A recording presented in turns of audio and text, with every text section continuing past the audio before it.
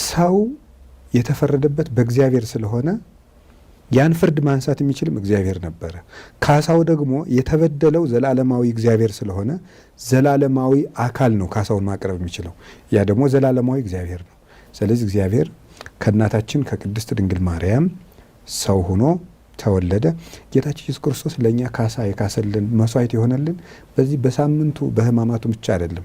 አጠቃላይ ከጽንስ ጀምሮ ያደረጋቸው አኗኗሩ በሙሉ ለሰው ልጆች መድኃኒት ናቸው። በድንግል ማርያም ማህፀን ማደሩ ራሱ ካሳ ነው። እሱ ሰፊ አምላክ ነው፣ ስፉህ መለኮት ነው።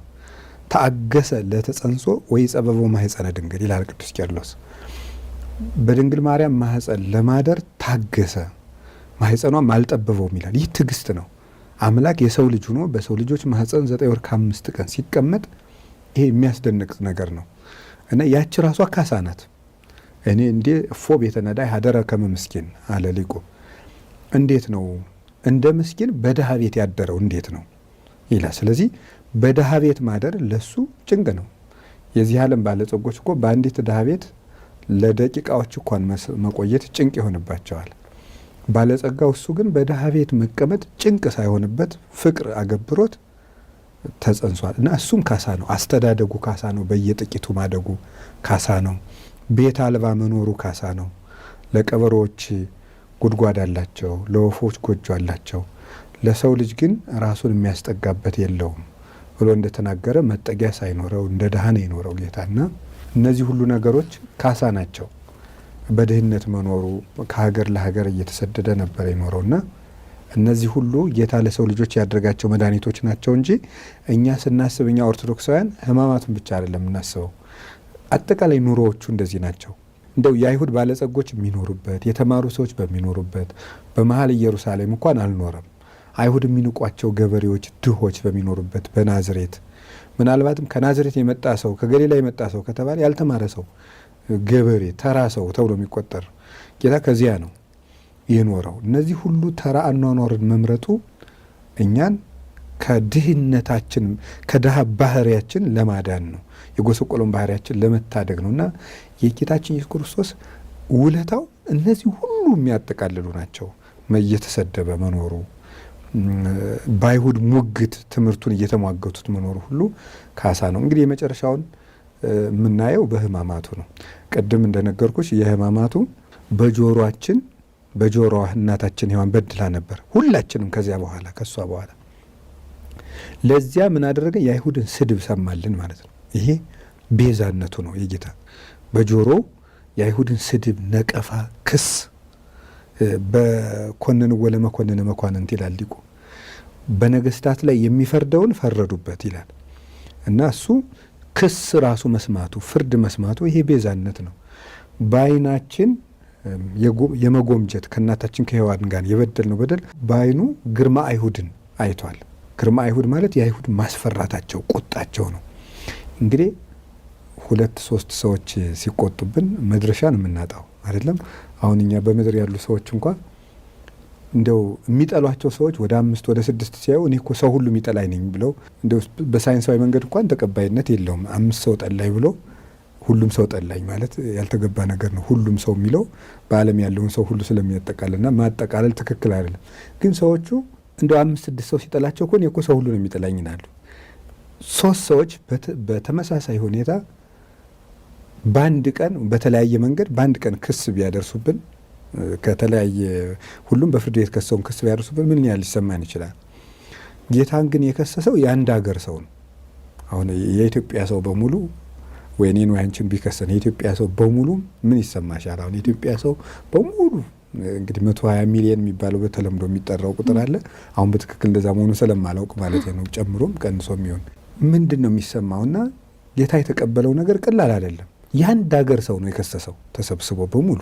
ያ ሁሉ ደግሞ ይደነፋበታል፣ ይሰቀል እያለ የዚያ ሁሉ አፍ ይጮሃል እና ያንን በዓይኖቹ ይመለከታል። ይህ ለሔዋንና ለልጆቿ ለአዳምና ለልጆቹ ያደረገው ቤዛነት ነው። ከዚያ ተከሶ መቆም ራሱ በእግር መቆም ራሱ ባጋንንት ፊት በሲኦል በሙሉ ለቆምንበት ለዚያ ክፉ መቆም ካሳ እየካሰልን ነበር ጌታ።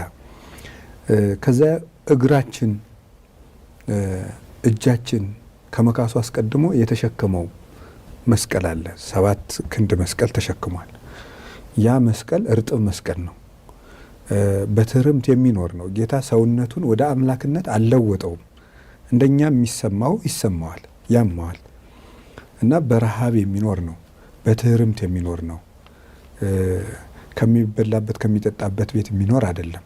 ቀን ሲያስተምር ውሎ ሌሊት በደብረ ዘይት ሌሊቱ ሙሉ ለጸሎት ቁሞ የሚያድር ነው እና በዚያ አኗኗሩ ላይ ነው። እርጥብ መስቀል ደግሞ እየተደበደበ ነው። ተሸክሞ መሄድ ብቻ አይደለም እና ያንን ተሸክሞ መሄዱ ዘመናችን በሙሉ ተሸክመ ነው የነበርነውን ርግማን ለማስወገድ ነው። ይሄን ነው ነሳ ደዌነ ወጾረ ሕማማነ፣ ሕማማችንን ተሸከመ ስለ መተላለፋችንም ቆሰለ ብሎ ኢሳይያስ 53 ላይ የተናገረው ነሳ ያለው ተሸከመልን። እኛን እርጉም መባል ራሱ ሸክም ነው።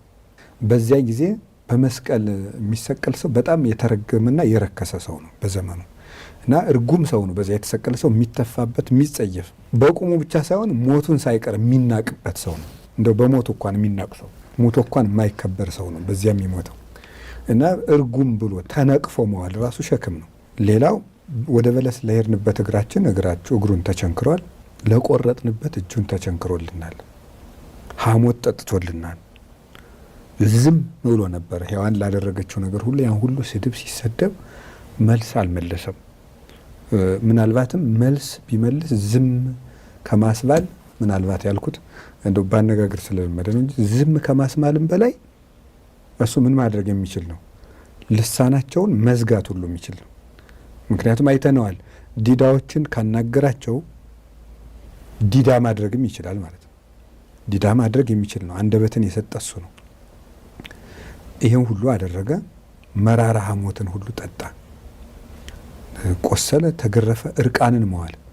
እንደምናስታውሰው ኦሪት ዘፍጥረት ላይ እንደምናስታውሰው አዳምና ሔዋን በለስን በበሉ ጊዜ ጸጋቸው ተገፎ እርቃናቸውን ሄዱ እና ስለዚህ ጌታችን ያችን እርቃናቸውን ደግሞ እርቃኑን ዋለላቸው ማለት ነው። እያንዳንዷ ነገር ጽድቅ ሲጠሙ ነበረ፣ ሰላም ሲጠማቸው ነበር፣ እረፍት ሲጠማቸው ነበር፣ የዘላለም ሕይወት ሲጠማቸው ነበር። ተጠማሁ አለላቸው አለልን። ለሁላችን ነው ይሄ፣ ለአዳምና ለሔዋን ብቻ አይደለም። በእነሱ መሰረትነት እና ሕማማቱ ይሄ ነው። እየታመመም ግን እንደሚነሳ አሳይቶን ነበረ። እየታመመ አሳይቶናል። በሕማሙ ትንሣኤውን እዚያው ይገልጥ ነበር። ሕማማትና ትንሣኤውን ለማያያዝ እዚያው እየታመመ የሕይወት ባለቤት መሆኑን ይገልጽ ነበረ።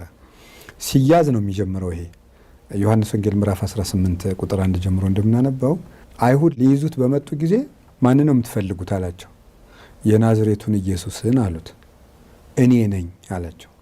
እኔ ነኝ ስላቸው ወደ ኋላ ተፍገምግመው ወደቁ ደንግጠው። ያን የሚያደርግበት ምክንያት ምንድን ነው? እሱ ስለወደደ እንጂ እነሱ በኃይላቸው ሊይዙት እንደማይችሉ ማስረዳት ነው። ሁለተኛ ግን ማንን ትፈልጋላችሁ አላቸው። የናዝሬቱን ኢየሱስ እኔ ነኝ። በሁለተኛው እንዲይዙት አጸናቸው፣ ፈቀደላቸው ራሱ ማለት ነው። ይሄ ትንሣኤነቱን ነው። ጣላቸው፣ አነሳቸው። ራሱ ጣላቸው፣ ራሱ እንዲነሱ አድርጋቸው። ስለዚህ የሚያድን፣ የሚገል፣ የሚያነሳ፣ የሚያወድቅ ወይም ደግሞ የሚወረውር ትንሣኤ መሆኑን እየገለጠላቸው ነበረ። ከዚያ በኋላ ደግሞ ትንሣኤ መሆኑን እዛው ሕማማት ውስጥ ይገልጥ ነበረ። በሰማይ የሚያደርጋቸው ታምራት፣ ፀሐይን፣ ጨረቃን፣ ከዋክብት። አሁን ፀሐይ ይጨልማል፣ ከዛ ሲበራ እናየዋለን። ይሄ እንደውም ፀሐይ እኮ ራሷ የሰው ልጅ የትንሣኤ ምልክት ናት። በኋላ በእርግጥ እናየዋለን እንጂ ፀሐይ ራሱ የሰው ልጅ እንደሚነሳ ነው። መውጣቷ ብርሃን ማየታችን ጠዋት ሰው መወለዱ ነው። ትገባለች፣ ከዛ መሞታችን መቀበራችን ነው። መልሳ ትመጣለች፣ ሰው ይነሳል። እና ፀሐይን ጌታ ይሄን አስረዳቸው። ፀሐይ ጨለመች፣ 9 ሰዓት ላይ መልሳ ትበራለች። ክርስቶስ ትንሣኤ መሆኑን ነበር በዚህ የሚገልጥላቸው ማለት ነው። የሞትና የሕይወት ባለቤት መሆኑን። በደሙ ጠብታ መቃብራት ተከፍተው ሙታን ይነሳሉ። በዚህም ትንሣኤውን እየነገራቸው ነበረ። እኔ ለሰው ልጆች ቤዛነት ሙቼ ነው የሞትኩት እንጂ ሕያው ነኝ፣ የትንሣኤ ባለቤት ነኝ ብሎ ትንሣኤውን እዚያው ሕማማቱ ላይ ገልጾላቸዋል። ለእኛም ለነሱም ማለት ነው። መንግስቱን ገልጧል። እንደውም መስቀሉ የመንግስቱ ቀን ነው የሚባለው። የጌታችን ኢየሱስ ክርስቶስ የመንግስቱ ቀን፣ የንግስናው ቀን ነው የሚባለው። ለምን? ሰማይን ገዝቷል። መስቀል ላይ ሆኖ ፀሐይ፣ ጨረቃ፣ ከዋክብት በማስተዳደር እንደወደደ አድርጓቸዋል። ምድርን ገዝቷል። እንደውም እነሱ የአይሁድ ንጉሥ ነህ የሚል ነበር ክሳቸው። ጌታ ግን የለም እኔ የአይሁድ ንጉሥ ብቻ አይደለሁም የሰማይም የምድርም ንጉሥ ነኝ እንዲያውም ብሎ በሰማይም በምድርም ያለውን ሁሉ ፍጥረታት በመግዛት ጌትነቱን ገልጦላቸው ነበርና የሕማማቱ ጉዞ ትንሣኤውን የሚመሰክር ነበር ማለት ነው።